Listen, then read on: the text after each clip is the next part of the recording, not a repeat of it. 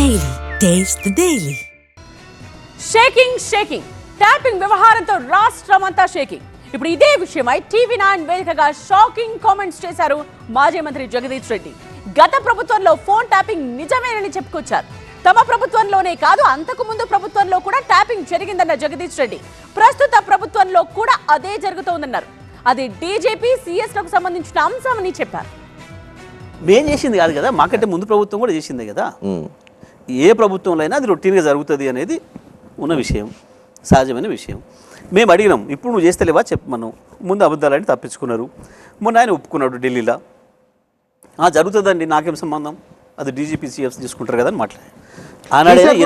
ఎన్నడైనా అదే అంటున్నాం, మేము కూడా అదే చెప్తున్నాం. అది జరగలేదు అనేది తెలివి తక్కువతనం. జరుగుతుంది రొటీన్గా, వాళ్ళ పని వాళ్ళు చేసుకుంటారు. అది మన దానికి రాదు, మాకు సంబంధం ఉండదని మాట చెప్పినాం. ఇప్పుడు అది తేలిపోయింది, స్పష్టంగా కూడా తేలిపోయింది. ఏంది మీరు నోటీసులు ఇచ్చి పిలుస్తున్నారు కదా, వీళ్ళని రమ్మని వాళ్ళని రమ్మని. ఎక్కడ ఏ భార్య భర్తలది ఎక్కడ విన్నాము? ఇప్పటివరకు ఒక్క మహిళకు నోటీస్ ఇచ్చిన ఎవరికైనా? ఒకవేళ అది జరిగి ఉంటే ఆగుదరా? సంజయ్ ఫోన్ ట్యాప్ చేయాలి, నోటీస్ తీసుకొని వచ్చి క్లారిటీ ఇచ్చలేదు. వీళ్ళు పైరవీలు చేసుకొని వస్తున్నారు, నన్ను విలువ అని చెప్పి బీజేపీ వాళ్ళు పైరవీలు చేసుకొని ఎందుకు కిషన్ రెడ్డి ఫోన్ ఎందుకు కాలేదండి? కిషన్ రెడ్డికి ఎందుకు చేయాలి నోటీస్? అప్పుడు బీజేపీ ప్రెసిడెంట్ కిషన్ రెడ్డి, మధ్య బండి సంజయ్ కొద్ది రోజులు వచ్చిపోయాడు.